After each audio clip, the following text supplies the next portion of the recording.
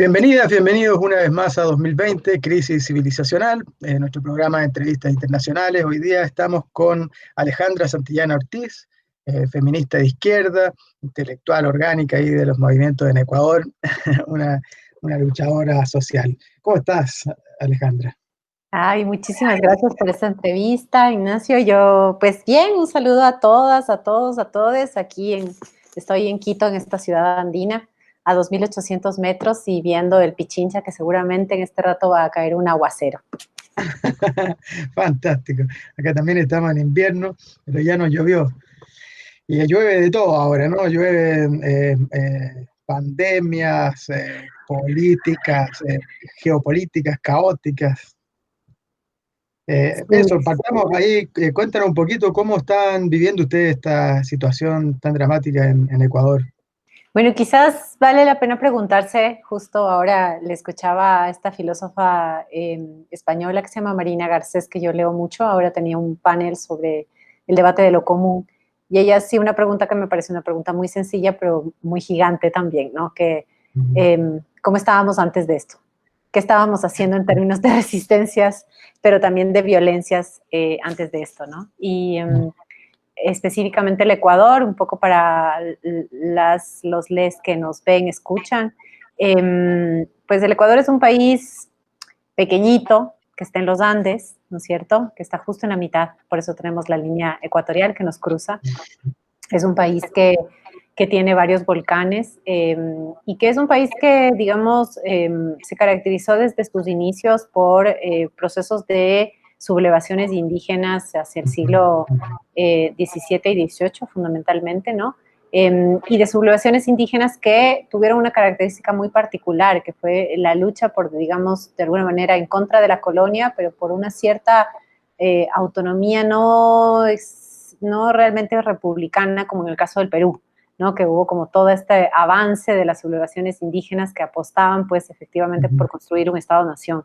Aquí hubo como una mezcla, porque nunca nosotros fuimos Tahuantinsuyo propiamente, digamos, éramos parte del imperio inca, pero los incas estuvieron muy poquito aquí y siempre fueron expulsados por los pueblos y nacionalidades que habían. Entonces hay una larga tradición de un país que no termina de cuajar con el Estado que se presenta. Y el Estado que se fue generando en el Ecuador, que fue generándose, digamos, en el primer momento en el acuerdo colonial, ¿no es cierto?, en este hecho colonial que marca nuestros países. Luego, en el desarrollo del capitalismo, lo que vamos encontrando es un Estado, obviamente, uninacional, que no da cuenta de la diversidad de pueblos y nacionalidades y, por lo tanto, tampoco formas de vida, formas de política, de salud, de justicia, de relación con el territorio, y es un Estado que se levanta sobre este acuerdo colonial, digamos, entre las élites, y las élites compuestas fundamentalmente por hombres blancos, blanco-mestizos, ¿no es cierto?, con capacidad de ser propietarios privados, ¿no? Esa es una de las características de este Estado que se levanta.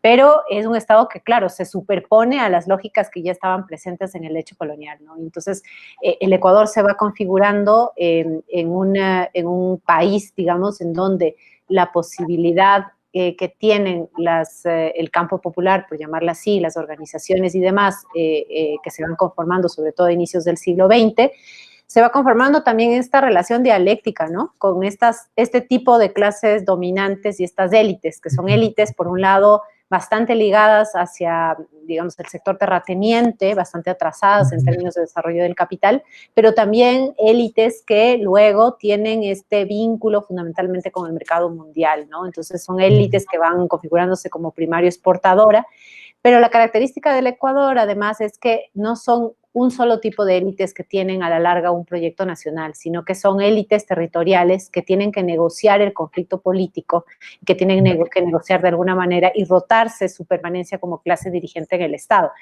Ese tipo de forma específica de las élites rentistas, primario exportadoras y en gran parte de la historia, élites oligárquicas propiamente, ¿no es cierto?, vinculadas a lo terrateniente y a las haciendas, permite que las organizaciones tengan una posibilidad mayor de incidir dentro del Estado. Entonces, la configuración del poder en el Ecuador no es propiamente como lo que ocurre en Chile o como lo que ocurre en Colombia, ¿no es cierto?, que tienes ahí una predominancia muy fuerte de élites regionales y de un proyecto de una burguesía conservadora, digámoslo así, que controla el Estado y que impide, digamos, cierta permeabilidad de las organizaciones, ¿no? Entonces, esto es para un poco contarles a quienes nos escuchan, pero esta va a ser una característica que dicen algunos historiadores, Pablo Espina, entre otros, que concibe esta idea como el Estado transformista, es el Estado que va incorporando el conflicto político en la medida en que las luchas sociales van también determinando su capacidad, digamos, de incidir en el Estado y en el poder. Generalmente ocurre esta incidencia en un proceso de transformación de imaginarios, ¿no? Pero también un proceso de transformación de los acuerdos que están presentes en la superestructura, es decir, todo aquello que tiene que ver con lo jurídico, con las reformas, con las constituciones y con la forma en cómo circula el poder en el Ecuador, ¿no? Entonces, lo que tenemos es un país que en los últimos, que pasó por dictaduras, pero no se comparan para nada con dictaduras como las del Cono Sur o como las que ustedes vivieron, es decir, nosotros no fuimos un ensayo del neoliberalismo como fueron ustedes, sino que fueron esta estrategia, pues, del imperialismo, ¿no es cierto? Entonces, esta era una forma, digamos, en donde el pacto de las élites permitía, digamos, de alguna manera, aminorar el conflicto con cierta incorporación de derechos ¿no? En el Estado propiamente, y por lo tanto había un cierto consenso. Eso no quiere decir que no haya habido lucha, que no haya habido oposición, que no haya habido izquierdas, pero esa es una característica que permite entender también como estos flujos, digamos, permanentes en el campo popular y en cómo se va configurando un país que, si bien en los años 70 se piensa la lucha armada, ¿no es cierto?, en ciertos momentos deja de pensarse la lucha armada porque entra la democracia. Obviamente la democracia se vuelve un valor aparentemente en sí mismo de defender, con todo el contexto latinoamericano, y es un país que a partir de los años 80, cuando nosotros regresamos a la democracia en el 79, a partir de los años 80, digamos, tiene un proceso muy interesante de movilizaciones. Entre los 70s y 80s, el actor fundamental era el movimiento obrero, el movimiento estudiantil y el movimiento campesino en menor medida, pero a partir del año 90, digamos, un año después de que se cae el muro de Berlín, el primer levantamiento indígena, digamos, en democracia que ocurre es un llevantamiento sin precedentes que se vuelve una especie de remesón para todo el imaginario político ético del Ecuador, ¿no? Y es un imaginario que se rompe inclusive para las izquierdas que creían en el socialismo y en un proyecto muy ligado a la redistribución de la renta, pero también a una forma progresista, digamos, de entender el mundo, ¿no? Con ciertos valores y tal, y que entendía al movimiento indígena o a las organizaciones indígenas como parte del campesinado, sin un debate específico sobre la colonialidad, ¿no? Entonces hay un quiebre en el imaginario del campo popular con la entrada del movimiento indígena y el planteamiento plurinacional, el proyecto plurinacional, pero también obviamente hay un quiebre en el escenario político en general. Los actores comienzan a descubrir, ¿no es cierto?, el Estado, las élites, que habían unos indígenas que no se dejaban representar por nadie más que por ellos mismos y que habían sido centrales para todo el proceso de democratización del siglo XX en las diferentes formas, ¿no?, desde los sindicatos agrarios hasta la participación en estructuras de izquierda, y que fueron configurando su propia voz, digamos, durante esas décadas, ¿no? Entonces, lo que vemos, perdón por todo este gran recuento histórico, un poco para que los compañeros y compañeras también puedan conocer un poquito del Ecuador, que a veces es un país que no se conoce tanto, ¿no? Pero en esta lógica, una de las cosas que algunos de nosotros sostiene es que el Ecuador no ha estado, que es algo que dije también el otro día en esta discusión sobre la revuelta en Chile, ¿no? Es como el Ecuador no ha dejado de estar en las calles en los últimos 30 años al menos en el país, y eso significa que todos los años las organizaciones históricas, ¿no?, la CONAIE, el Frente Unitario de Trabajadores, el Frente Popular, han salido, y el resto de organizaciones, las federaciones de estudiantes secundarios, universitarios, los miles de colectivos que han habido, los coordinadores de movimientos sociales y demás, han salido siempre en una lógica, digamos, no solamente de discusión antineoliberal, no solamente hay una perspectiva antineoliberal, ¿no? Nosotros tuvimos el neoliberalismo que se aplica en los años 80, en los años 90 con mucho más fuerza, digamos, como parte del proyecto de las élites rentistas, que lo que hacían era un poco ser eco, repetidor del Fondo Monetario Internacional y de los grandes acuerdos, ¿no? hay que decir que el Ecuador no es un país demasiado relevante para el mercado mundial, es decir, nosotros no somos México, no somos Chile, no somos Argentina, no somos Brasil, y por lo tanto nuestras capacidades de negociación en el mercado mundial son bastante más subordinadas que el resto de países, ¿no? Tampoco representamos un gran mercado para el mundo y para las transnacionales, ¿no? Entonces, de alguna manera esta lógica, o sea, esta composición efectiva, digamos, este patrón de acumulación, ¿no? En el país, esta relación de las élites con el mercado mundial, esta imposibilidad de haber concretado un proyecto industrializador, digamos, de alguna manera, ¿no es cierto?, inclusive en los años 70 y 80, y esta forma específica del campo popular hizo que durante los 30 años pongamos en jaque el sistema político del Ecuador, ¿no? Nosotros hemos derrocado 3 presidentes, siempre en azonadas y levantamientos populares, y frenamos, además, aquí fue la reunión del ALCA en el año 2004, y logramos frenar los tratados de libre comercio para el caso ecuatoriano. Es decir, como contribuimos no solamente a que desista en ese momento los Estados Unidos del ALCA, ¿no es cierto? Contribuimos a que de alguna manera se empiece a discutir el tema del ALBA, que ya se trunca, digámoslo así, como un proyecto por las varias complejidades que tienen los gobiernos progresistas, pero en todo caso el Ecuador es uno de los pocos países en América Latina que no firmó tratado de libre comercio sino hasta el año 2015. Nunca tuvimos un tratado de libre comercio como Chile o como México, ¿no? No sé cuántos tratados de libre comercio tienen ustedes, pero México tiene como 57. Es una cosa absurda, ¿no? Entonces, de alguna manera eso se combina con una ausencia total de políticas de reactivación productiva en el Ecuador, pero también nos obliga a pensar que el agro, que es uno de los elementos centrales en la economía y en la forma de reproducción de este país, que está además en manos de pequeños y medianos productores y productoras de pueblos y nacionalidades, ¿no es cierto?, sean una fuerza impresionante, es decir, como del debate de la propiedad de la tierra. Nosotros tuvimos 2 reformas agrarias, en 64 y en 73. Esas 2 reformas agrarias, ¿no es cierto?, que fueron un proceso de democratización por arriba, digámoslo así, de un pacto por arriba para modernizar conservadoramente el campo, ¿no es cierto? Luego, el movimiento indígena pasa a una discusión sobre las relaciones coloniales, que se traducen en concreto en las relaciones productivas y en el vínculo que tienen con los espacios urbanos y las parroquias, ¿no? Y luego hay un salto enorme, porque ya no era solamente el debate sobre la tierra y la producción local, o no sé, era un debate sobre qué pasaba con esos campesinos y campesinas, esos pueblos y nacionalidades que de pronto se veían al frente del gran mercado mundial y de la gran producción ¿no?, comercial. Pero al mismo tiempo ponen en jaque a muchos de los escenarios porque sustituyen de alguna manera el horizonte de transformación del socialismo por el debate de la plurinacionalidad.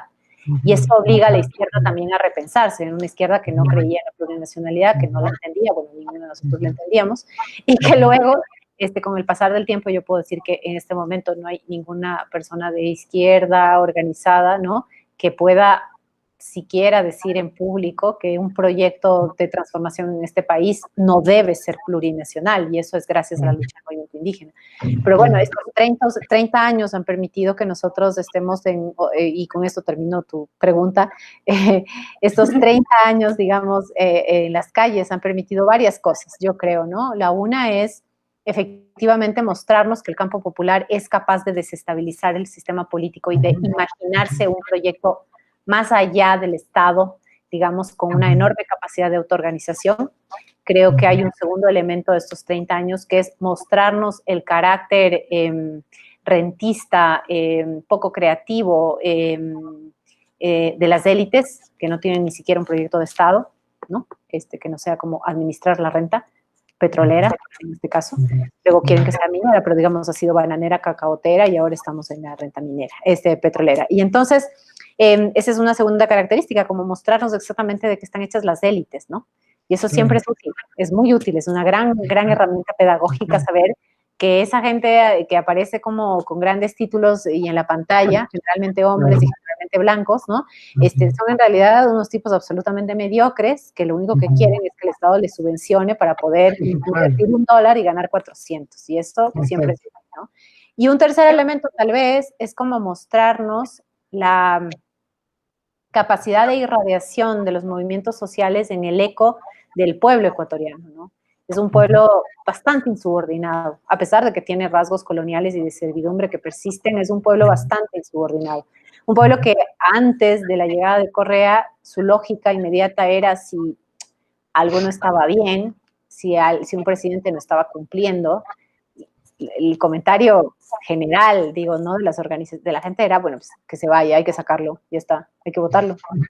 Era un sentido muy lógico de, bueno, si no cumple hay que votarlo, ¿no? Y claro. Por eso ves como el fuera Lenin, como el fuera, fuera, fuera, es una cosa que se va acumulando en el tiempo como un sentido común de un pueblo que le tiene poco respeto al Estado, ¿no? Y que le tiene bastante poco respeto a la autoridad y al poder, ¿no? A pesar, claro, seguramente porque el poder que nosotros vemos es un poder que no ha sido tan... o no ha mostrado su fase más criminal y represora como en el caso de Chile, pero que no ha mostrado eso no solo por su composición de élites específicas, sino porque hay un pueblo que logró finalmente estar todos los años en la calle diciendo no vamos a permitir esto, ¿no? Entonces creo que es bastante interesante y octubre se lee así también. Octubre es el resultado y la síntesis de ese proceso de larga memoria histórica de levantamientos y paros, de una memoria también de saqueo y de hartazgo del pueblo ecuatoriano. Y de una sensibilidad específica sobre ciertos puntos que, digamos, el tema de la gasolina, la subida de precios de todo, la sensación de que te están quitando todo, son formas reactivas, ¿no? Pero claro, eso hay que sumarle, efectivamente, la acción de las organizaciones históricas que finalmente son las que nos muestran el conflicto de manera política y que son las que logran acumular de alguna manera, ¿no es cierto?, y capitalizar el conflicto político y el conflicto social y traducirlas a un lenguaje, digamos, que permita entender que lo que pasó en octubre, hay un proceso de lucha de clases, ¿no? Entonces, nosotros veníamos antes de eso, ¿no? Veníamos también con unos 4 años de movilización feminista importantes, digamos, no masivamente como en Santiago, como en Buenos Aires o en Montevideo, pero sí un movimiento feminista que cada vez ganaba más calle y que además habíamos asumido que las calles eran para nosotras y no para la derecha, ¿no? Y eso también es un legado de las movilizaciones. Es en ese contexto que entramos a cuarentena y es en ese contexto después de un paro que nos dejó 11 muertos, una mujer asesinada, 1.340 heridos y heridas, más de 1.000, digamos, desaparecidos, detenidos ilegales y más de 100 personas con pérdida de un ojo, digamos, para un país como el Ecuador, que no ha tenido casi muertos en las revueltas, esto es bastante trágico, ¿no? Claro. Entonces, ese fue el saldo, pero fue un saldo victorioso en la medida en que, a diferencia de, digamos, en el caso de Puerto Rico, sale el gobernador. No estoy pensando en todas las movilizaciones que hubo en ese último año. Claro, en el caso de Puerto Rico sale el gobernador, pero no cambia el modelo. En el caso de Haití, las movilizaciones siguen y no pasa nada. En el caso de Colombia, posterior a lo del Ecuador, pues ahí siguen y no ha cambiado nada. En el caso de Chile, digamos, uno puede decir, hay muchos cambios importantes, entre otras cosas que Chile despertó, digamos, aunque ya ha habido procesos rizomáticos, digamos, de organizativos de acumulación de poder popular. Pero en el caso del Ecuador hay una característica muy central que también es algo que hemos visto en los últimos 30 años, y es que organizados podemos conseguir algo, y en realidad sí podemos conseguir algo, derogar un decreto, frenar un tratado de libre comercio, bajar unos presidentes, o sea, es la sensación de que si estás en la calle, sales a bronquear y te organizas, es posible la transformación. Y eso no es menor para el campo popular, porque nosotros no vivimos en el tiempo de la derrota, ni en el tiempo de la muerte, vivimos en el tiempo de las posibilidades, de la apertura, ¿no? Y de la disputa. En México eso es imposible. En México todo es cementerio, muerte, a pesar de que haya resistencia, pero no es posible transformar el poder, es otra cosa, ¿no?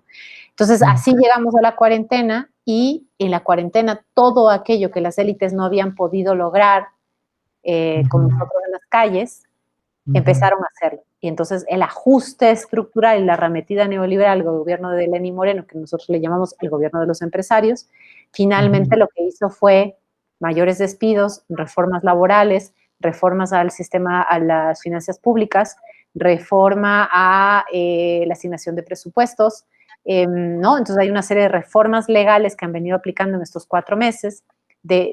¿No? El dato era como 234,000 personas han perdido su empleo en estos 4 meses de cuarentena, es un montón.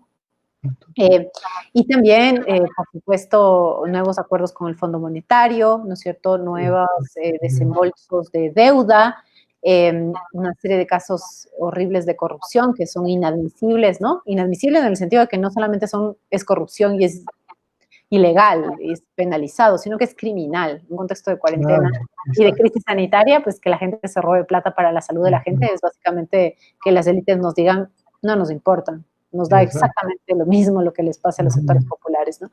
Entonces, ha sido como un proceso muy complejo porque, claro, todo el mundo pensaba, ¿no? Como, si es que estuviéramos en las calles ya lo hubiéramos votado, ¿no? Ese es el sentido común. Pero pues no estamos en las calles y no podemos estar en las calles. Ahora precisamente hay un rebrote muy fuerte, ¿no? A pesar de que nosotros no hemos vivido privatizaciones al estilo neoliberal de otros países, lo que sí vamos viendo es que hay un desmantelamiento de lo público común, del sistema de salud, de la asignación de salud y de personal de salud para, ¿no? Para este país, y ha sido indignante. Por eso el Ecuador tiene de las cifras más altas de muertos y de contagios en América Latina, ¿no? Precisamente porque esto es el resultado de la aplicación de ajuste neoliberal y también de políticas progresistas que apuntaron a favorecer a las farmacéuticas, pero no apuntaron a favorecer a aquellos espacios de redes, digamos, comunitarias que permitirían en este momento sostener de alguna manera la vida frente a la crisis, ¿no? Entonces así estamos. Claro, no, pues sí, está bien duro, ¿no? Es difícil. Es muy interesante esto que nos cuentas y el panorama histórico que trazaste, porque justamente permite en esas continuidades distinguir, ¿cierto?, el presente de otra manera y las diferencias que tenemos regionales. Como tú dices, ¿no? Bueno, para nosotros siempre fue, o sea, hasta antes de octubre del año pasado, como señalaste tú, claro, aquí había mucha lucha y organización por abajo, pero no masiva, no estaba ahí el pueblo en las calles como fue después. Entonces durante muchos años esto era un páramo de las transformaciones, éramos unos cuantos locos nomás voceando en el desierto y ahí se acabó. Y por supuesto todos los combatientes por la dictadura o después en los 80 que siguen ahí con su legado. Y entonces miramos esta cosa de que ustedes podían votar presidente, así uno, otro y otro, y dicen, ¿qué pasa? ¿Por qué aquí no? Bueno, y de hecho es un poco la sensación terrible que nos queda a mí, pero personalmente, digamos, después de tanta lucha, ¿cierto?, el año pasado y este año, y no solo no cambiamos una coma del modelo, sino ni siquiera pudimos votar a este esperpento de presidente que tenemos, ¿cierto?, que es una cosa increíble, y que habla justamente de la diferencia de los tipos de estados también, ¿no? Aquí hay de alguna forma, es así, o sea, es un cinismo estructural que les permite a ellos seguir como si nada pasara, ¿cierto? 38 muertos, 500 mutilados oculares, no sé, 2.000 presos, y todo como si nada, acusaciones constitucionales. Ahora con el asunto que está pasando ahora de que se está quebrando la derecha a propósito de entregar un porcentaje miserable de los fondos de pensiones de acá, que son un sistema de capitalización para las empresas nacionales y transnacionales, que no tienen nada de ahorro de la previsión. Resulta que eso sí vino a hacer tambalearse a la derecha, y ahora están todos peleándose entre ellos, pero es increíble. Bueno, de todas maneras, lo interesante, como señalas tú, que estamos en el tiempo de aún es posible, o de las posibilidades, y hay algo abierto, ¿no? Esto que se ha llamado el despertar, tiene algo de esto, de darse cuenta de que tenemos esa fuerza si tomamos la calle entre todos, ¿no? Es decir, algo que vienen haciendo los movimientos acá en Chile hace años, especialmente justamente los mapuches, ¿no? Los movimientos de pobladores, etcétera, que no han soltado la calle, pero son movimientos pequeños. Pero esto de reunir 1,5 millones de personas ahí en la Alameda hizo sembrarse, digamos, al menos los imaginarios, ¿no? Hay cambios que tienen que ver con la subjetividad de las personas y despertar el temor de las élites a esta clase peligrosa, como nos llaman. Entonces, en ese sentido, claro, hay un estado anímico que es parecido, ¿no? De hecho, ustedes fueron unas semanas antes de lo que pasó acá. Yo miraba a Ecuador y decía, eso, bien, vamos para arriba. todavía podemos. O sea, y después pasó acá y yo no podía creerlo, y aquí en general la gente no podía creerlo. Estábamos muy alegres, esperábamos esto, sabemos que era inevitable, ¿sí? Pero en el sentido de que ya era demasiado, 30 años de eso, pero llegó. Entonces, en ese sentido hay una cierta convergencia, y también la situación pandémica y de caos geopolítico nos tiene en un ambiente, llamémoslo así, parecido, ¿no? Allá, entonces, por lo que me dice, el asunto económico, la crisis económica también está golpeando duramente, ¿no? Sí, sabes que tal vez esto es importante porque no todo el mundo sabe que el Ecuador tiene una economía dolarizada. Nosotros, la economía del Ecuador se dolariza en el 9 de enero del año 2000. Entonces, claro, lo que hacen en acuerdo el capital bancario lumpen especulativo con el Estado es, digamos, ganar muchísimo con tasas de interés abiertas, eh, cambiar, digamos, la relación dólar-sucre en ese momento, ¿no es cierto?, disparar esa relación, y en el momento que estaba el precio más alto, en un año pasamos de 4.000 sucres por dólar a 25.000 sucres por dólar, ¿no? En ese momento deciden dolarizarlos. Hay obviamente un cierre bancario en el año 99, y en el año 2000 la crisis económica es tan bestial que, bueno, hay miles de ecuatorianos que salen a vivir en Italia, en España, en Estados Unidos, producto de la crisis, ¿no?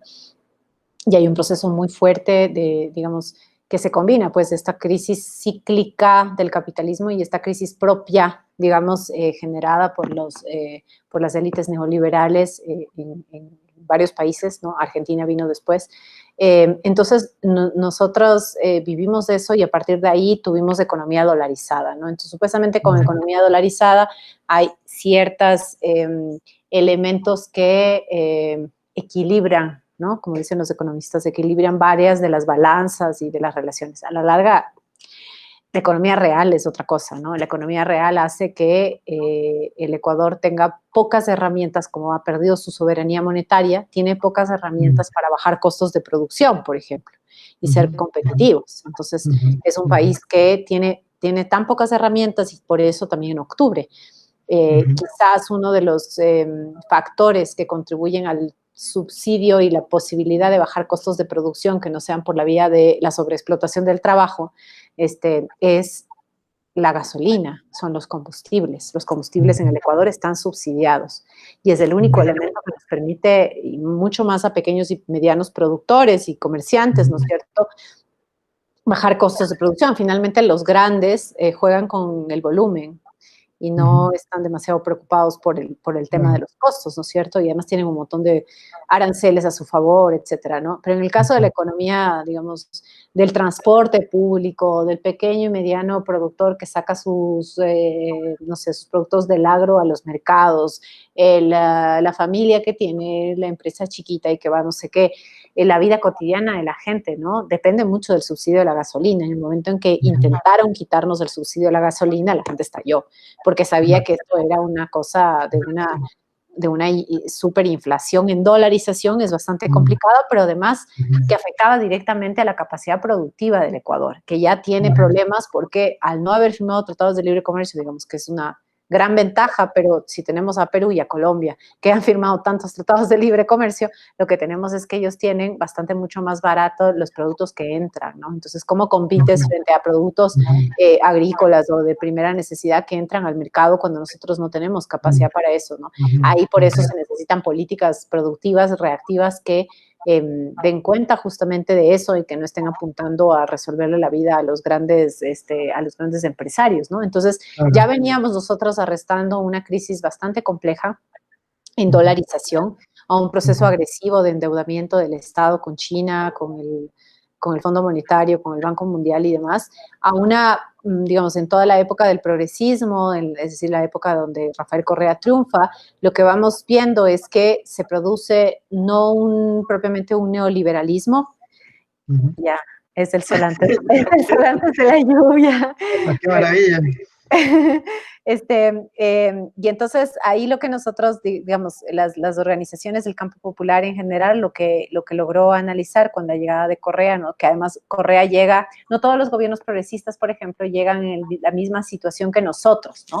Entonces, nosotros veníamos de una década de movilizaciones importantes y en esa década de movilizaciones importantes, el acumulado social había planteado varias cosas: asamblea constituyente, configuración de otras leyes, otro acuerdo, otra relación social, otro pacto histórico, en fin, como varios elementos, ¿no? Que dado los contextos de movilización, pues nos permitían a nosotros unas mejores condiciones de negociación al interior del Estado y el pacto social. Por eso es que la constituyente para nosotros en el año 2008 es un proceso de debate por abajo, ¿no? O sea, sí es cierto que lo decreta un presidente recién llegado, pero era uno de los elementos que se venían planteando. Entonces fueron meses de debates importantísimos por abajo de todas las organizaciones, micro, colectivos, redes, movimientos sociales, para llevar las propuestas. Por eso es que tenemos la constitución que tenemos, ¿no? Entonces es una constitución que reconoce el Estado como plurinacional, que reconoce el agua como derecho humano, que establece un orden de prelación, derecho humano, soberanía alimentaria luego, ¿no? Que reconoce el trabajo reproductivo que hacemos las mujeres como generador de riqueza, que establece la soberanía alimentaria como eje obligatorio y estratégico del Estado, que define una perspectiva de género para la mayor parte como del escrito constitucional, que define una serie de, digamos, de derechos universales como la seguridad social o como la educación. Es decir, es una constitución garantista, digamos, ¿no? No vamos a decir que es precisamente socialista o un resultado del poder popular, pero sí es una constitución bastante garantista que lo que hace es aumentar progresivamente los derechos que ya habíamos ganado, digamos, en las calles en el Ecuador. Sin embargo, a pesar de eso, poco tiempo después, lo que vamos viendo en el gobierno de Correa es un proceso de acuerdos clarísimos con las élites. Es decir, no es el mismo acuerdo que se da con los, digamos, al estilo neoliberal. O sea, aquí estamos hablando, del caso de Lenín Moreno, estamos hablando de un gobierno de los empresarios, en donde son los empresarios los que son clase dominante, clase dirigente. En el caso del correísmo, lo que vamos viendo es un proceso de lo que logramos después definir como organizaciones de modernización capitalista, conservadora, es decir, se busca que casi todos los espacios, inclusive los comunitarios, entren a la lógica del capital con la perspectiva de que van a modernizarse, ¿no es cierto?, vía salario y vía derechos laborales, y que a partir de eso vamos a tener una especie de gran proletariado que, no sé, es la lectura más de la izquierda, hacia la izquierda que estuvo al interior del correísmo. La lectura real, digamos, más allá de estos pequeños momentos ideológicos de la izquierda correísta, es lo de estos espacios progresistas del correísmo, digamos así. Lo que realmente ocurre es que hay un pacto entre las élites que, digamos, pensando en la teoría marxista del debate sobre el impasse de Agustín Cueva, que igual es un concepto que también lo trabaja Mariátegui, ¿no es cierto? La discusión del impasse que nos muestra que no hay una capacidad de las élites para conformar un gobierno que pueda efectivamente volverse un proyecto hegemónico, y entonces necesitan un outsider que logre, digamos, resolver y aminorar el conflicto, pero que finalmente apunte a defender los intereses de la burguesía, y en el caso del Ecuador, de la burguesía y de la oligarquía. Entonces, claro, con un alto precio de los commodities, la capacidad del Estado ecuatoriano y del gobierno fue enorme, porque teníamos una renta petrolera tan grande que podíamos entrar a negociar con los empresarios y poner ciertas reglas.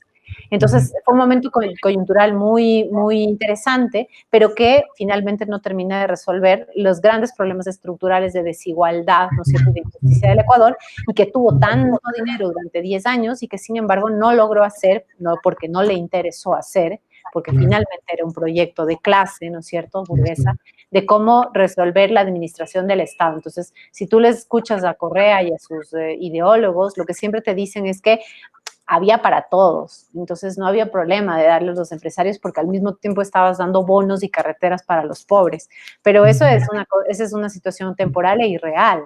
Tú no puedes reducir ni siquiera la pobreza si no afectas la riqueza, eso es imposible, ¿no? Entonces, en esa medida, digamos, esa idea de vamos a darles a los empresarios y al mismo tiempo vamos a entregarles por la vía de la inversión social y de los bonos a los sectores populares, lo que trajo a la larga, ¿no es cierto?, es no solamente como una serie de problemas al interior de la economía, en términos de gastos desmesurados, etcétera, sino una ficción en relación a lo que era posible hacer, ¿no? Y finalmente un intento de construcción postpolítica, como le llaman, ¿no es cierto? Es como ya resolvimos, ¿no es cierto?, todo, y la lucha de clases no tiene sentido, pues, porque ya el Estado lo resolvió. El Estado ya es el mediador, pedagogo, ¿no es cierto? ¿Ya para qué las organizaciones? ¿Para qué el campo popular? Entonces, la lógica de un Estado conservador, y lo que algunos decimos, un proyecto civilizatorio, ¿no? También de disciplinamiento colonial de los sectores populares para que seamos ciudadanos, para que paguemos los impuestos, para que respetemos el semáforo, para que hagamos no sé qué cositas y para que creamos que la única posibilidad de participación política eran las urnas, ¿no es cierto?, y que todo intento en las calles eran intentos de golpes de Estado, ¿no es cierto?, como Correa mismo lo dijo, fue generando una política sumamente autoritaria que definió un proyecto sistemático de criminalización de la protesta social, ¿no? En el Ecuador tenemos en el primer periodo 300 dirigentes indígenas, campesinos, maestros, maestras, acusados de terrorismo, sabotaje y rebelión, y luego hacia el final del correísmo, 800. Es decir, es una cosa bastante compleja. ¿Qué proyecto de izquierda se lanza un proceso de criminalización de la protesta? Bueno, ergo, no es proyecto de izquierda, así de simple, ¿no? Porque finalmente en el caso del Ecuador, son las organizaciones y los movimientos sociales los que han tenido la capacidad histórica de democratizar este país. Es gracias a las organizaciones que podemos pensar en imaginarios en donde los indígenas no sean siempre, ¿no es cierto?, como los ciudadanos de segunda, o que los indígenas, ¿no es cierto?, puedan llegar a ser candidatos, o que los indígenas puedan, ¿no?, o que la mujer indígena no sea tu empleada doméstica, ¿no?, porque ese es un imaginario terriblemente colonial y racista que está presente en los sectores medios y altos de este país. Bueno, el proyecto civilizatorio del correísmo fue configurando sujetos, ¿no?, cargados de racismo, de una forma bastante patriarcal y machista, de configuración también de lo que implicaba lo femenino, digamos, ¿no?, y que fue transformando muchos de los elementos que habían en la política. Finalmente, el gobierno de Correa es el primer gobierno que aguanta 10 años en el Ecuador sin caerse. Y luego él mismo engendra algo como Lenín Moreno, que fue su vicepresidente, y que luego asume esto. Entonces, la lectura es que las condiciones concretas del precio de los commodities cambian y obviamente Moreno se alía también con el empresariado más típicamente primario exportador del Ecuador y lo que vas teniendo es una herencia de un montón de problemas que habían ya en la economía cuando Correa era presidente, ¿no es cierto? Endeudamiento, Correa es el que le regresa al Fondo Monetario. Y no hay que olvidar que Correa es el que firma el primer tratado de libre comercio que tiene el Ecuador en el mundo, que es el Tratado de Libre Comercio con la Unión Europea. Y no firmamos más tratado de comercio felizmente, pero en todo caso ese es el primero que se firma en el Ecuador, ¿no? Entonces esto es una cosa bastante compleja y así podemos ver varias cosas, ¿no? Como una serie de procesos de empresas mixtas que dan paso como la antesala para la concesión y luego la privatización, desmantelamiento de un montón de espacios, etcétera, una lógica. Correa en los últimos años empezó a hablar abiertamente de la necesidad de transgénicos, cuando la Constitución prohíbe a los transgénicos, ni se diga en términos patriarcales, ¿no? O sea, el gobierno de Correa aprueba un código orgánico integral penal que penaliza el aborto en todas sus causales, inclusive en casos de violación. Y es un gobierno que pone a una representante del Opus Dei para que dirija el plan para erradicar y prevenir el embarazo adolescente, que termina llamándose Plan Familia, ¿no? Y hay una alianza clarísima con la Iglesia Católica, ¿no es cierto? Y una serie de derechos que se desmantela toda la institucionalidad de género. No tenemos durante más de 10 años una ley de prevención y erradicación de la violencia machista. Los feminicidios se disparan en el Ecuador, ¿no es cierto? Y en un momento fuimos el tercer país en América Latina en los niveles de embarazos adolescentes, básicamente, porque claro, la única estrategia era la abstinencia. Entonces, es un gobierno que nos deja así, con una serie de problemas sociales, ¿no es cierto?, y de empobrecimiento también, y que Lenín Moreno finalmente lo que hace es retoma en parte eso y la agudiza, ¿no? Y la agudización, en un caso como el Ecuador, es sumarnos a la segunda ola del neoliberalismo. Y ahí yo creo que comenzamos a tener con las enormes diferencias, pero un cierto diálogo con Chile, ¿no? Yo siento que estamos siendo parte de un gran ensayo ahorita, de una segunda ola neoliberal cargada de represión en democracia y con una serie de políticas que son clarísimas, ¿no? Que corresponden a la agenda imperialista más clara, ¿no?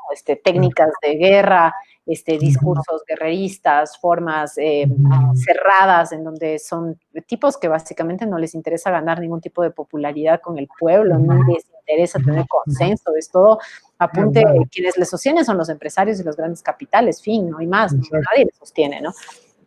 Entonces, en ese contexto tenemos una crisis económica que implica un problema grave en este momento en términos de la balanza fiscal, porque obviamente los impuestos que se aplican son impuestos regresivos, un problema en la economía dolarizada de este país, porque no podemos bajar costos de producción, ¿no es cierto? Porque estamos con la camisa de fuerza del dólar, se ha planteado por eso, qué sé yo, dinero electrónico y una serie de discusiones para poder ir transitando de la dolarización hacia otro tipo de economía. Un problema grave en la generación de empleo, ¿no es cierto? Un problema aún más complejo en los pagos de la deuda externa con el Fondo Monetario Internacional. Hay un proceso muy fuerte que uno siente todos los días de precarización de la vida. Es así una situación de muchísima gente que ya está empezando a botarse a la calle porque no tiene cómo resolver la vida cotidiana, ¿no?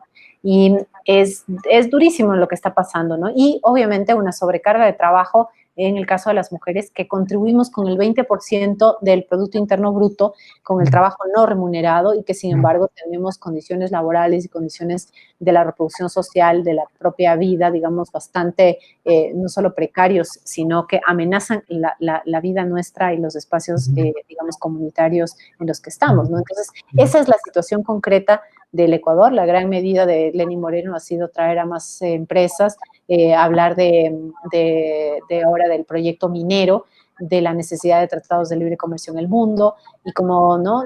Esa es un poco como, son negociados que funcionan fundamentalmente para los empresarios, ¿no? Claro, terrible, exacto. Estamos, como bien dices tú, en medio de un experimento, ¿no? Y una guerra de nuevo tipo, guerra psicológica, física misma, solapada. Oye, a estas alturas de nuestra conversación, yo creo que las y los compas espectadores acá de Chile están queriendo escuchar y qué pasa con los movimientos sociales allá y con las luchas, cómo están reaccionando, qué previsión tienen.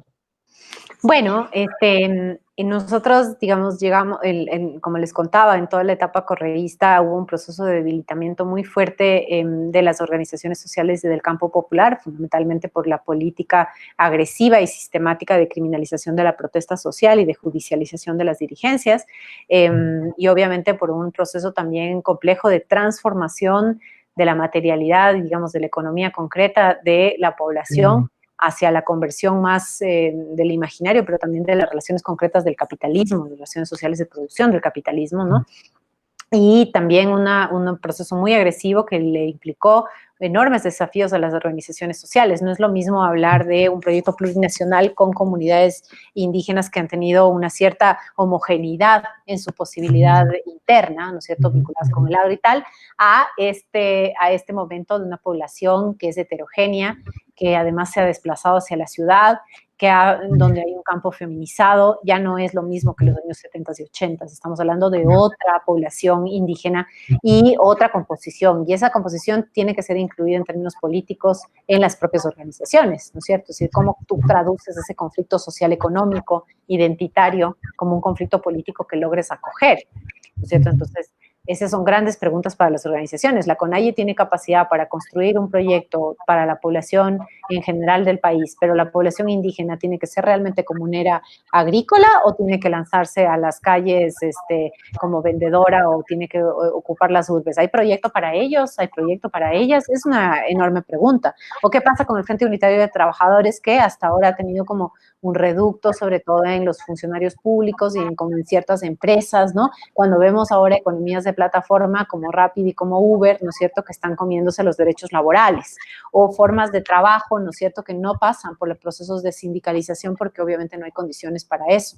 ¿O qué pasa con el trabajo reproductivo no remunerado? Los sindicatos no tienen ninguna propuesta para el tema. Entonces, hay enormes desafíos que el mundo del desarrollo del capitalismo nos muestra y que son desafíos para las organizaciones. ¿Somos capaces o no de dar cuenta de esa realidad? Yo creo que uno de los grandes problemas de nuestras organizaciones es que les cuesta dar cuenta de esa realidad. Entonces, cada vez nos alejamos más de los procesos populares porque no estamos entendiendo lo que le pasa a la gente y qué es lo que quieren. Por lo tanto, cuando no están las organizaciones, ¿qué nos queda? La forma estatal y el mercado del capital, en su forma lumpen, ilegal, violenta, o en su forma formal de vendernos la idea de la tarjeta de crédito y el entretenimiento, ¿cierto? Entonces, es un momento bastante complejo. Sin embargo, octubre reanimó de alguna manera, reactualizó, reavivó estas relaciones que tenían las organizaciones sociales con la gente y con el pueblo, ¿no es cierto? Entonces, a pesar de la crisis enorme en la que estábamos asistiendo, finalmente en el Ecuador pasa algo que no sé, que no creo que pase en Chile o que no pase en Colombia, y es que no veo que ustedes, por ejemplo, después de una gran movilización o de todos estos meses de movilización, en un momento digan, en esta organización vamos a confiar y vamos a hacer una política de delegación, de alguna manera, para que represente los intereses populares en su diálogo con el gobierno. ¿No es cierto? Ustedes no tienen eso precisamente por todas las cosas que les ha pasado. En Colombia pasa lo mismo, ¿no es cierto? En el caso del Ecuador, yo pensaba que iba a pasar lo mismo hasta que de pronto la CONAIE regresó a ese lugar ético, político, en donde los sectores populares y las organizaciones nos clavamos para ver el diálogo entre la CONAIE y el gobierno, y obviamente todo el mundo, estaba con el movimiento indígena. Todo el mundo estaba con el movimiento indígena. Y estábamos con el movimiento indígena porque nos representaba. Y eso no es menor en un país racista. ¿En qué momento tú delegas tu representación a un compañero indígena, a una mujer indígena? Que además da clases, da cátedra frente a la inutilidad y la ignorancia del ministro de Economía. Es decir, como allí hay una cosa que es distinta que en el resto de países, ¿no es cierto? Entonces, esa posibilidad esa confianza, digamos, permitió que la CONAIE, así como el resto de organizaciones urbanas que habían logrado sostener los días previos al levantamiento en Quito, el paro, ¿no es cierto?, puedan llamar a un parlamento de los pueblos. Y nos sentamos autoconvocados, ¿no es cierto?, y autoconvocadas para construir una propuesta para el país. Entonces, en este momento actual, en octubre se da ese primer Parlamento de los Pueblos, que es una larga tradición en el campo popular ecuatoriano. Yo he estado desde chica en varios procesos que se llamaban asambleas, parlamentos y tal, que es esta idea interesante de cómo construyes tú una forma de poder popular, de alguna manera, de espacio de representación, que de alguna manera también nos dice que el Estado que es, ¿qué nos están contando que es la Asamblea? ¿Qué es el Congreso? ¿Quiénes son estos señores senadores y diputados?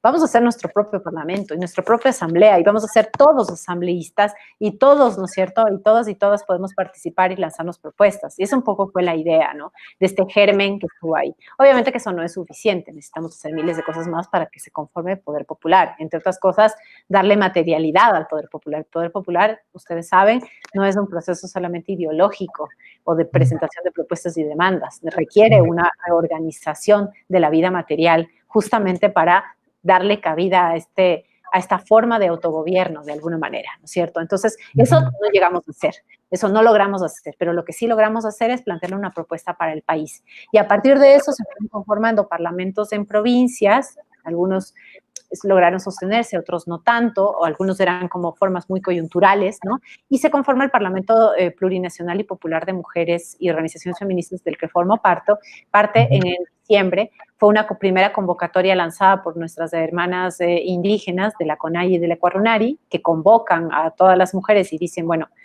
¿quieren que nos reunamos? Reunámonos, ¿no? Y esto es muy interesante porque el 12 de octubre, en la cronología del levantamiento de octubre, que ya veníamos con varios muertos y que el nivel de represión era brutal, que Quito era ¿no? Toda la zona donde eran las broncas con la policía, era una batalla campal, parecía Sarajevo, de todas las calles rotas, ¿no? Escudos artesanales, viviendas, digamos, o espacios de guardería provisionales y demás. lo que vamos viendo, ¿no es cierto?, es un proceso muy complejo, también hay una lógica guerrerista que nosotras le llamamos una lógica de la política en masculino, ¿no? Esta política que está pensando en el combate y que está pensando en guerrear más y que pone en riesgo de alguna manera también la vida a nombre del combate y la defensa, digamos, del mismo pueblo, que no es una cosa que es condenable, pero que también nos muestra una forma de hacer política, ¿no? Y eso que las mujeres también estábamos en primera línea, no solamente ocupábamos los espacios de cuidado.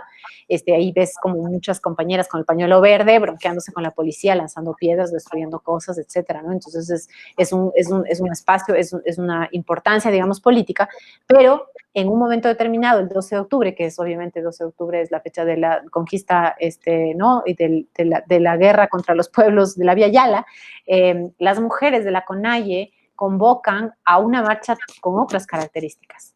Este dolor que se venía sintiendo y este cansancio y este hartazgo y cómo es posible que no se caiga. Además, en el imaginario de la gente era como, ya vamos como 10 días, ya tendría que haberse caído.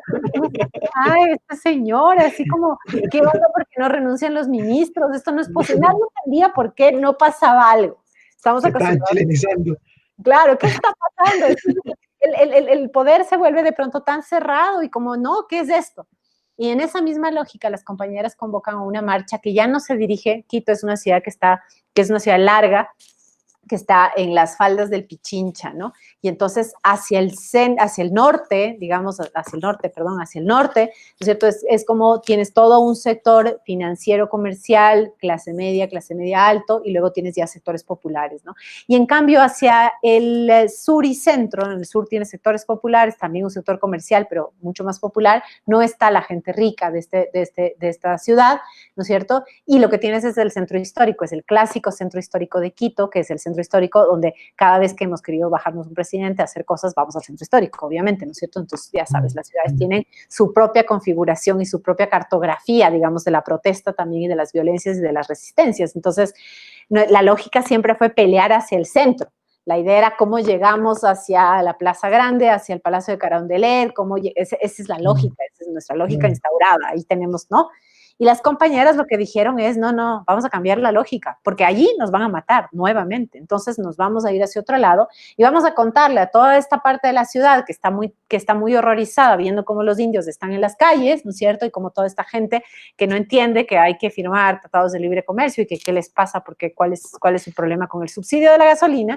Vamos a explicarles y vamos a mostrarles que aquí estamos y vamos a hacer vamos a hacer una acción pedagógica, política, de contarle al resto de la población en qué estamos. Entonces las mujeres se van, ¿no es cierto? Como que la dirigencia, digamos, de las mujeres indígenas, que es la dirigencia, pero que es una dirigencia que no es una cosa jerárquica, estructural, es unas compañeras que van adelante, ¿no?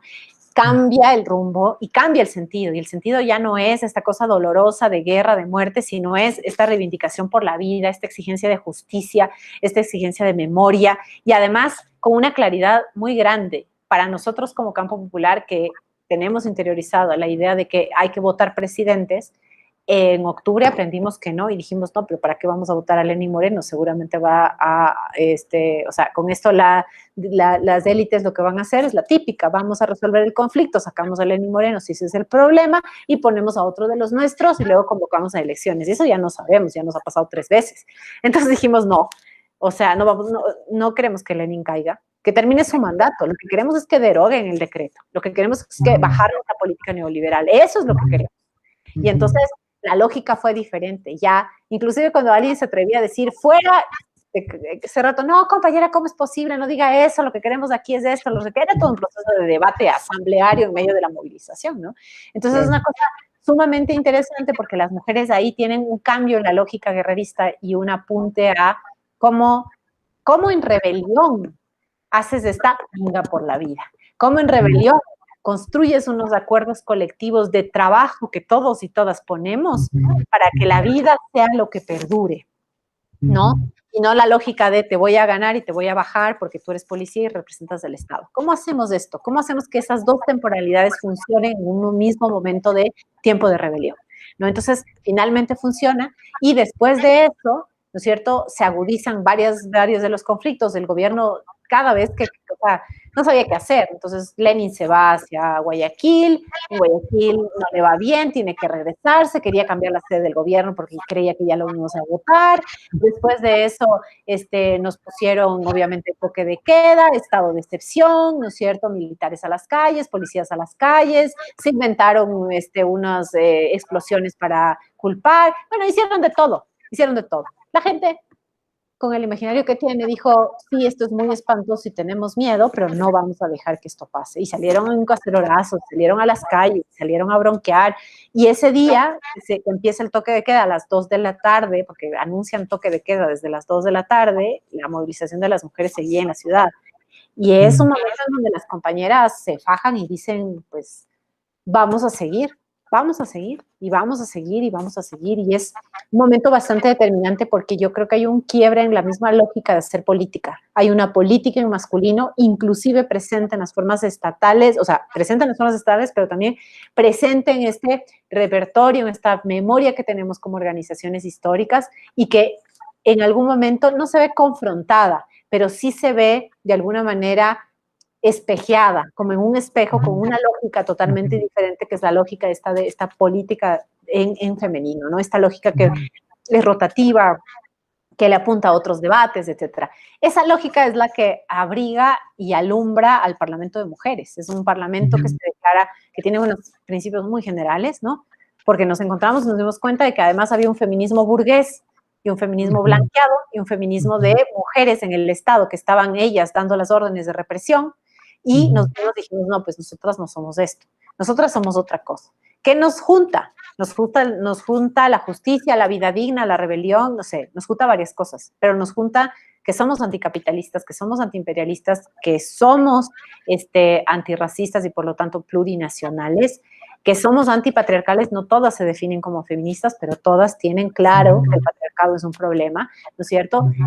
Y que definimos que también éramos anticorreístas porque veníamos de una larga, digamos, una memoria de 10 años de criminalización de la protesta. Dijimos, no, aquí no queremos que los correístas vuelvan a creer que pueden venir a capitalizar nuestros espacios a nombre de que ahora ellos son los que se autodenominan antineoliberales. Entonces, se conforma el Parlamento de Mujeres, iniciamos este año con un juicio popular a la ministra Romo, que es la ministra que ordena pues gran parte de toda la represión, ¿no? Y que además está condecorada por el Servicio de Seguridad de los Estados Unidos, etcétera, ¿no? Y que ella se denomina feminista. Entonces decidimos que no, que aquí marcábamos un hito y que íbamos a decir muy claramente quién es cómo y que no. Entonces hicimos ese ejercicio. Y lo que ha pasado es que el Parlamento de los Pueblos se fue encontrando, ¿no? Pero la cuarentena también, me imagino como ustedes y el resto de pueblos del mundo, en un primer momento limitó las posibilidades, no sabíamos qué era, incertidumbre absoluta, qué es esto, tal, tal, tal, y obviamente lo que tenemos es un recogimiento, ¿no? Un regresar a la casa, un no salir, un miedo, un silenciamiento, un tal, hasta que comienzan de a poquito reactivándose. Y veníamos de un 8 de marzo nosotras, así gigantesco, plural, hermoso, salimos con compañeras de pueblos y nacionalidades amazónicas, trabajadoras, de todos los colectivos del mundo mundial, fue hermoso, y el Parlamento de Mujeres convocó a esa movilización en Quito.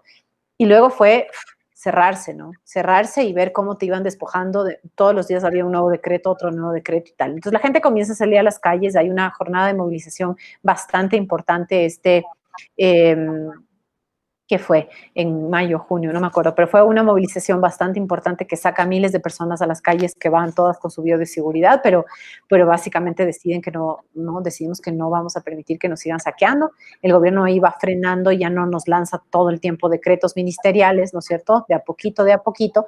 Y entonces el Parlamento de los Pueblos vuelve a convocar a un espacio para construir una propuesta al país, una propuesta alternativa y una propuesta que básicamente sea un mandato, ¿no? Para nosotros un mandato es una especie como de aquello que tú decides colectivamente y que se vuelve una luz para orientarte en tus acciones. Es un mandato que tú tienes que respetar y honrar. Es un mandato popular, plurinacional, diverso, democrático, ¿no? Que claro, no es el mandato socialista de tomémonos ahorita los medios de producción y nacionalicemos todo, pero sí es un mandato de transición mínima. Se incluye economía del cuidado, trabajos esenciales, derechos para muchos de los sectores que sostienen la vida. Entramos nosotras a discutir trabajos esenciales. ¿Qué es un trabajo esencial? Aquel que te permite el funcionamiento de la vida. Y esos son los trabajos peor pagados o no reconocidos. ¿Qué hacemos para transformar? Economía del cuidado en diálogo con economía más tradicional, una perspectiva del agro que incluya un debate feminista sobre redistribución de la tierra, redistribución del trabajo de cuidado, despenalización del aborto en todas sus causales, derechos para la población de identidades sexogenéricas diversas, derechos para los migrantes, ¿no? Derechos para la juventud, un cambio en la perspectiva de la educación, una educación para la liberación. Es decir, nos sentamos desde el 26 de mayo hasta ahora a construir un documento que es una propuesta para el país, ¿no? Que se llama Minga por la Vida. Y esa propuesta fue lanzada el día de hoy, oficialmente se lanza el 30 de julio, es una propuesta que es nuestra, o sea, es de todas las organizaciones que participaron, pero nosotros la vamos a hacer nuestra, y la vamos a hacer nuestra como una herramienta de discusión política, entre mujeres. Es probablemente el primer programa, digamos, para la reactivación y la reconstrucción del tejido organizativo y la configuración de otro tipo de poderes que no pasen por el debate electoral, ¿no es cierto?, ni por el Estado en el centro, ni nada por el estilo, sino que es probablemente el primer proceso colectivo de mandato que tiene una perspectiva feminista en el Ecuador, a ese nivel, en diálogo con pueblos y nacionalidades, con organizaciones de trabajadoras y trabajadoras, con organizaciones diferentes estudiantiles y demás, ¿no? Entonces, creo que ese es un elemento central. En ese momento nos encontramos, pero bueno, no todos son buenas noticias. La derecha se reorganiza rápidamente, las elecciones en el Ecuador son en el año 2021 y ahorita ya están en debates de quiénes van a ser candidatos desde todas las ternas. Lamentablemente, las izquierdas, y yo no soy alguien que se opone a las elecciones, no tengo una concepción antielectoral, pero sí creo que debemos aprender de los anteriores procesos en donde nos hemos lanzado a las elecciones como organizaciones. Y es que la izquierda ecuatoriana asume que después de procesos de movilización masivos y radicales, inmediatamente después podemos transformar eso en una lista electoral y en una propuesta para el país para pelear las elecciones. Y a mí eso me preocupa porque las izquierdas sociales son las mismas izquierdas políticas, no hay mayores diferencias. Y es un proceso de descabezamiento, de reorganización de la energía, de subordinación de las propias lógicas de protesta a los debates electorales y a una serie de pactos en donde la mayoría de nosotros ni siquiera decidimos. En el Ecuador no hay una gran tradición de construcción de un frente amplio, de un frente popular o un espacio de unidad popular que reúna a todos los sectores, ¿no? Ni cuando definamos ahí, para nada. Es un espacio que es coyuntural. Los procesos de unitarios son bastante coyunturales y siempre tienen como último elemento las elecciones. Entonces es algo que nos preocupa profundamente, ¿no es cierto?, que tenemos que dar como debate en el Parlamento de Mujeres, pero claramente a partir de ahora, desde julio hasta febrero del próximo año, que son las elecciones, va a marcar la agenda y los debates del campo popular y de las posibilidades que haya de sacar candidato o candidata del campo popular frente a las propuestas electorales que tienen, ¿no?, de candidatos las derechas más neoliberales, las neoliberales pero más a la modernización, las neoliberales de un capitalismo financiero bancario y las otras neoliberales que son agroexportadoras. Es una cosa espantosa. Entonces, oye, mira, muy interesante, también bueno el panorama de nuevo. A propósito de un par de cosas que mencionaste y de algo que comentaste el otro día cuando estaban en el programa sobre el 18 de octubre chileno, que yo escuché ahí, y como para ir cerrando ya, el tema de la estrategia que ustedes tienen, ¿cierto? Que tú mencionaste que era con el Estado, contra el Estado y más allá del Estado, ¿no? Y curiosamente, y a mí me llamó la atención, porque acá nosotros, no solo en los diferentes movimientos que están dentro de la Federación Nacional de Pobladores, como es el MPL, sino en varios otros movimientos y comunidades que constituyen nuestra herramienta política, que es un partido, pero que se funda en la tesis de que es una herramienta de los movimientos y no la clásica idea de un partido que tiene frentes de masa y que baja la línea, sino que es una herramienta de los movimientos. Entonces nosotros justamente le llamamos la estrategia triple de lucha sin el Estado, contra el Estado y desde el Estado. Y el sin básicamente quiere decir, lo principal es la lucha en la calle y el horizonte de generalización de la autogestión, del control social, es decir, que el Estado, digamos, tiene que de alguna manera desaparecer o transformarse completamente en algo muy, muy diferente. Después el contra, porque incluso para conseguir garantías mínimas, ¿cierto? Uno tiene que luchar en la calle. O sea, aquí en Chile se supone que hay derecho de alguna manera a la vivienda y no se cumple eso, ¿no? Entonces, hasta para ese tipo de cosas se requiere la lucha, no digamos ya para transformar el sistema. Y desde el Estado tiene la doble dimensión de, por una parte, entender la autogestión, por ejemplo, ya no simplemente como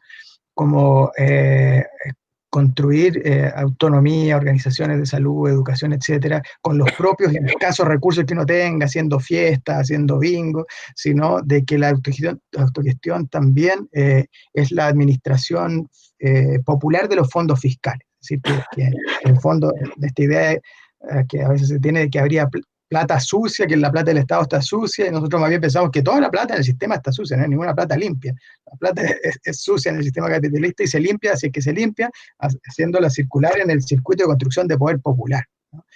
Entonces, eso por un lado. Y por el otro, justamente la disputa desde el Estado, es decir, fundamentalmente, pero no solo, desde los territorios, desde los municipios, ¿no? Nosotros tenemos todavía, es una herramienta pequeña, tenemos solo concejales, que son la figura de autoridad más pequeña dentro de los municipios, y hay también un consejero regional, que es una figura intermedia.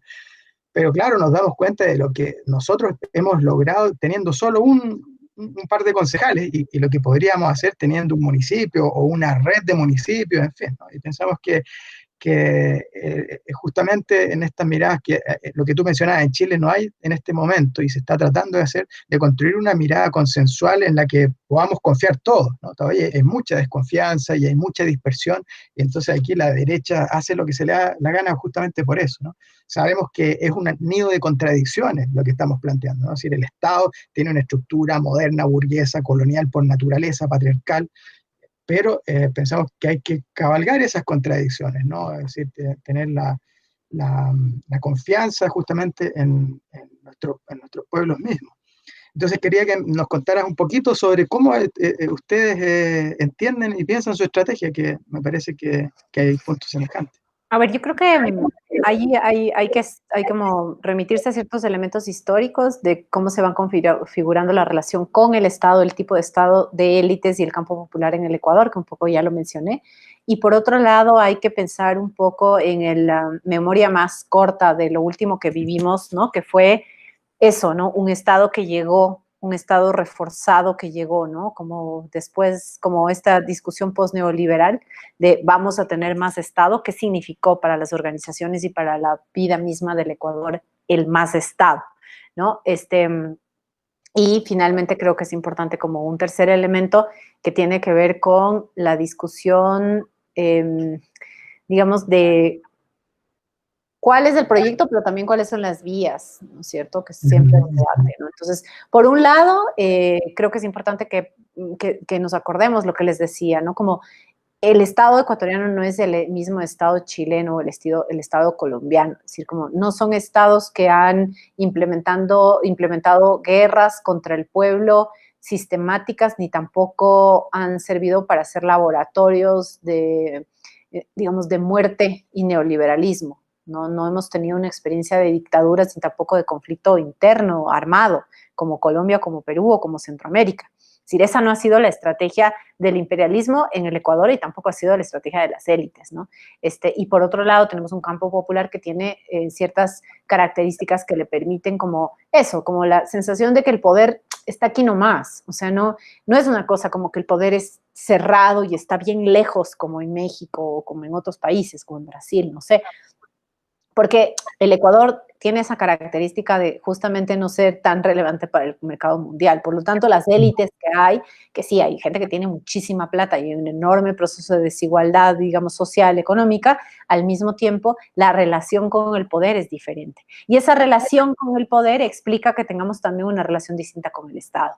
Entonces, el Estado, digamos, en la larga memoria, digamos, sobre todo de los espacios agrícolas de pueblos y nacionalidades y comunitarios, es un Estado colonial, violento, sí, pero es un Estado que también tiene que entrar a negociar con las propias comunidades.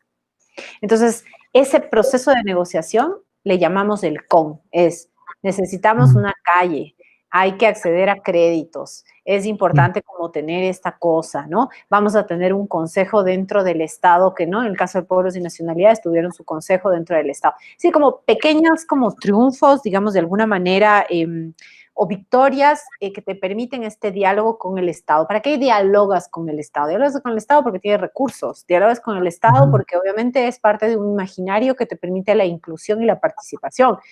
Pero no dialogas con el Estado en términos, digamos, obvio que hay clientelismo y hay corporativismo, pero no dialogas propiamente, o sea, las organizaciones no se plantean un diálogo con el Estado, o no se planteaban, pues, un diálogo con el Estado en unas características como vamos a ocupar la estructura del Estado y a partir de la ocupación de la estructura del Estado vamos a cambiar. Eso solamente pasa en los gobiernos locales. En los gobiernos locales la traducción del conflicto es diferente. Entonces, los gobiernos locales, autónomos descentralizados, como se llaman ahora, son los grandes bastiones de las izquierdas políticas, de Pachacuti y de Unidad Popular, antes de MPD y el Partido Socialista. Son los espacios en donde es factible ganar. Concejalías, o tal. Y el espectro nacional es otra cosa. Es muy interesante ver cómo se compone esta forma de, tú votas por alguien que es de izquierda para tus espacios locales, pero en lo nacional ya no votaste por la misma lista de izquierda. Ahí hay una cosa que yo no logro descifrar y es, ¿por qué pareciera que en los espacios nacionales ya no confiamos en los compañeros y compañeras representantes? Y también la maquinaria electoral de los grandes partidos hace que, obviamente, la derecha tenga gran parte de la asamblea. Ese es un problema en términos generales, pero nos muestra también este tipo de relación que hay. Y este tipo de relación que hay, ¿no es cierto?, hace que con el Estado sea esta cosa de, bueno, vamos a jugar con estos recursos que tiene el Estado, vamos a ver qué puede hacer el Estado, que abra una carretera, que construya una escuela, ¿no? Pero al mismo tiempo, porque esto es lo interesante, en el caso de nosotros son relaciones históricas, no solamente son relaciones ideológicas, así nos pensamos, son relaciones que existen, ¿no? Que configuran las relaciones presentes. Y entonces, en eso no hay un desde el Estado. Eso sí no hay. Nosotros ahí nos diferenciamos con ustedes. Nosotros no creemos en el desde el Estado. Creemos en el con el Estado, en términos de negociación, cómo mejoramos esos términos de negociación, el contra el Estado, es decir, este Estado colonial o antipopular, ¿no es cierto?, capitalista o, ¿no?, patriarcal, etcétera. Entonces nos oponemos al Estado porque tiene unas lógicas que efectivamente no dan cuenta de la vida y de lo que nosotros necesitamos.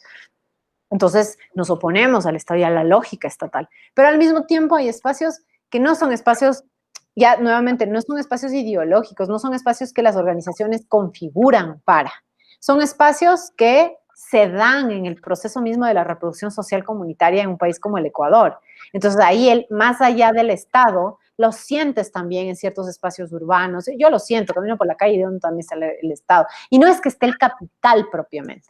O sea, sí, claro que está el capital, pero hay unos reductos de la negociación con la gente en los sectores populares, en los sectores medios, que no está el Estado presente, no es la forma estatal de relacionamiento y no es, por lo tanto, tampoco la forma de control y de disciplinamiento que puede tener el Estado, y más un Estado como el ecuatoriano que es terriblemente colonial. Entonces, esa relación de trivalente que le llamo yo, es una relación que le permite al campo popular jugar permanentemente la estrategia y la táctica, porque tú entras y le demandas al Estado una cosa, pero al mismo tiempo creas parlamentos de los pueblos y al mismo tiempo organizas una revuelta para decirle al Estado que valió, o sea, que no queremos, ¿no? Entonces, esa es como la estrategia que no está hiperpensada ni nada, es una lógica que está presente en nosotros y es una lógica simultánea. La misma gente que agarra una cosa del Estado puede hacerle en 3 días, cerrarle la carretera y al mismo tiempo puede hacer una fiesta en donde nadie del Estado esté. Y es una lógica comunitaria que no atraviesa la lógica estatal. Entonces, a eso yo me refería con este proceso. Entonces, yo creo que claro, el tema es, ese es como el primer elemento que estaba planteando. El segundo elemento es la memoria corta. La memoria corta es la memoria del correísmo. El correísmo llega en un momento en donde aparentemente el debate de toda América Latina era mercado versus Estado. Mercado neoliberalismo, Estado era nuestra salvación. Y resulta que llegan los gobiernos progresistas a reforzar el Estado y el Estado que se refuerza es el Estado de clase, el Estado colonial, el Estado patriarcal, ese es el que se refuerza. Porque lo que se da es un proceso de reforma institucional del Estado, no de reforma estructural del Estado, que ya igual podríamos decir, y mucho menos de un proceso revolucionario.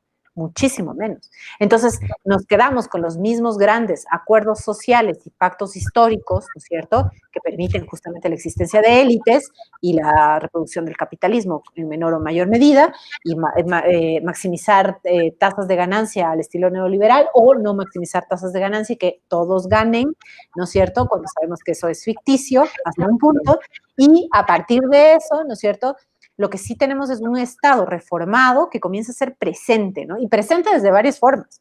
Presente en términos de escuelas, de carreteras, de inversión social, sin duda, pero también presente en términos de formas de control de la vida misma comunitaria. Y eso es una cosa que a las propias organizaciones simplemente no lo podían creer. No podían creer que llegue un Estado a decirles cómo tenían que ser la forma de los quesos que producía la Asociación de Productores de Quesos. No podían creer que el Estado regule dónde puedes ir a vender tu vaca y qué debes hacer para hacer. Son cosas que no, porque esas son justo las esferas de reproducción donde el Estado nunca ha estado y donde los acuerdos de negociación son otro acuerdo que ni siquiera pasa necesariamente por oferta-demanda o las leyes propias del mercado. Sí, que son otro tipo de acuerdos comunitarios. Entonces, cuando tienes un Estado que viene a reforzar un proyecto de disciplinamiento ciudadano, blanqueado, de lo que implica, ¿no es cierto?, estar con el Estado, la gente comienza a tener un debate que es muy interesante, que es un debate que no había en el Ecuador, que es el debate de la autonomía. Los pueblos y nacionalidades discuten autonomía en relación a la plurinacionalidad y como un proceso de autodeterminación y autogobierno, y de gobierno comunitario, ya. Pero no discuten el proceso de autonomía como un proceso de autonomía política, de una necesidad de poder reafirmar su voz frente a la asfixia de la forma estatal pueblo y a la asfixia de las condiciones de la política de lo posible, de la política de la delegación que nos impone el correísmo. ¿Qué es eso? Ustedes tienen que asumir que las organizaciones no tienen ningún sentido. Entonces, por lo tanto, ustedes van a delegar al Estado, a los funcionarios del Estado y a la gente electa, ¿no es cierto?, ese poder. ¿Por qué? Nosotros sabemos más. Porque el Estado ya tiene resuelto toda la problemática de lucha de clase. Entonces, esa política de la delegación se hace presente durante 10 años. Yo tenía miedo en el paro de octubre, antes de que fuera el paro de octubre, porque decía, con la política de delegación como referente, nos hemos acostumbrado a que la política la decida alguien más, cuando la política es las posibilidades de resolución, de debate, de acuerdo, de interpretación de un problema en común. Eso es la política. Yo tengo un problema común, vamos a resolverlo. ¿Quién dijo que tenía que ser un asambleísta, un técnico o un funcionario político o lo que fuera? Somos nosotros los que tenemos esa capacidad de resolver la vida. Solamente que en el proceso de la democracia burguesa, ¿no es cierto?, y del proceso reforzado del capitalismo, resulta que nosotros estamos despojados no solamente de nuestros derechos laborales o de mi derecho para ser mamá o no ser mamá, si quiero o no quiero y cómo quiero, sino que además nos quitan el derecho, ¿no es cierto?, o la capacidad, la potencia para resolver nuestra propia vida, con la forma ficticia de que es el Estado o es el capital los que tienen que resolverlo. Entonces, esa cosa, ¿no es cierto?, es que es muy típica de los gobiernos progresistas del tinte Correa. No quiero meterme con Venezuela, que es otro proceso de poder popular, o gobierno de Evo, no sé, o Lula, en fin. Yo soy muy crítica, pero específicamente en relación a Correa, es un proceso de delegación, de política de delegación. Y la otra cosa terrible es la política de lo posible. ¿Qué es la política de lo posible? La política de lo posible es la política que te dice, en este marco es donde tú puedes pelear, y hasta aquí nomás. ¿Qué define la política de lo posible? Bueno, es que no podemos luchar contra la oligarquía y contra la burguesía, entiendan que este es un momento histórico, hay que ir generando las condiciones de fuerza. Para 10 años y no pudimos hacer cosas. No, bueno, la política de lo posible, vamos a armar mesas de diálogo. ¿Por qué no participas en la elaboración de una ley? Esa es la política de la posible, la política marcada por el Estado, por la forma estatal. Entonces, frente a eso, muchas organizaciones dijeron autonomía. Y, en cambio, las organizaciones de izquierda lo que enarbolaron durante esos 10 años es no una política de la autonomía, porque la izquierda no discute, la izquierda más ML o más, ¿no?, como de procesos marxistas, no le encanta el debate de la autonomía, pero sí le entra el debate de la independencia de clase. Entonces, en ese debate de independencia de clase, ¿qué dijo la izquierda ecuatoriana no correísta, no? Que es, bueno, vamos a calentar las calles de este país sistemáticamente, es decir, vamos a salir a las calles cada vez que podamos, porque en algún momento ese descontento va a revertirse, Y en algún momento ese descontento va a acumularse. Y eso es lo que tenemos. Octubre es eso. Octubre también es eso. ¿Ves? Hay una combinación de una política de la autonomía. Un compañero indígena que yo quiero mucho y que es un gran amigo y que es un intelectual joven, orgánico de la CONAIE, que se llama Inti Cartuche, él decía, cuando yo le hacía una entrevista y le preguntaba, ¿qué es la autonomía para ustedes? Y me decía, en este momento del correísmo, la autonomía es poder dar 2 pasos para atrás, respirar en colectivo, mirarle al Estado y decir qué queremos hacer. Eso es para ellos la autonomía, ¿ves? Es como la posibilidad de toma de decisiones frente a una cosa gigantesca, ¿no? Que es una autonomía política, pero es una autonomía de disputa del sentido histórico. No es una autonomía necesariamente material, ahí uno de los problemas, pero es una autonomía. En el caso de la izquierda es no, para nosotros es vamos a confrontar este Estado y vamos a acumularlo en la calle. Ambas estrategias confluyen en octubre y en el levantamiento, en el levantamiento, paro para los sectores, digamos, más vinculados con el trabajo, levantamiento para, había paro, huelga, levantamiento, ¿no? El paro para todos los sectores que podemos parar, levantamiento para el movimiento indígena y que confluyen, paro y levantamiento en 12 días en el caso del Ecuador, ¿no? Entonces, ese es el segundo elemento que explicaría un poco esta relación con el Estado y esta posibilidad de pensar en él con, contra y más allá, ¿no? Y un tercer elemento tiene que ver con lo que decía, cuál es el proyecto político y cuáles son las vías para realizarlo. Si nuestro proyecto político es plurinacional, tenemos que entrar a discutir qué significa eso, porque la plurinacionalidad es también un espacio de convivencia y de coexistencia sin jerarquías de la pluralidad. ¿Cómo se hace eso? ¿Cómo se hace eso además con un debate sobre lucha de clases? ¿Cómo se hace eso en una discusión sobre capitalismo? Entonces yo creo que ahí hay varias discusiones. La vía electoral, la lucha armada será, la recomposición del tejido organizativo, no sé, son debates de antes, pero son debates que se ponen ahora, cuando hemos visto que además las democracias burguesas no funcionan, pero también cuando estamos hartos de la violencia. Es un mundo que está cansado de la violencia. Entonces son grandes debates para las izquierdas y para las organizaciones que no hemos resuelto, pero digamos que les cuento un poco cómo está el panorama. No, fabuloso, que es muy interesante justamente leer lo que estuvo pasando en octubre allá en esta clave.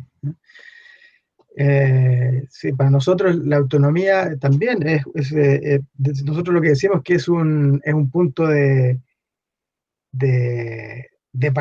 llegada, perdón, ¿no? Y no de partida, estamos en esa construcción también. Bueno, te agradezco muchísimo por esta conversación. Nos va a dejar a todos muy bien informados de todo lo que ha estado pasando varios siglos allá en Ecuador y en este presente. Y nada, pues desearles mucha fuerza, lo mejor en sus luchas a todos ustedes. Pues, así que eso, muchas gracias. Muchas gracias, Ignacio. Ojalá que haya sido un poco útil lo que digo. Me encantó el diálogo en todo caso. Qué bueno. Ya pues, que estén bien todos. Chao. Gracias, chao.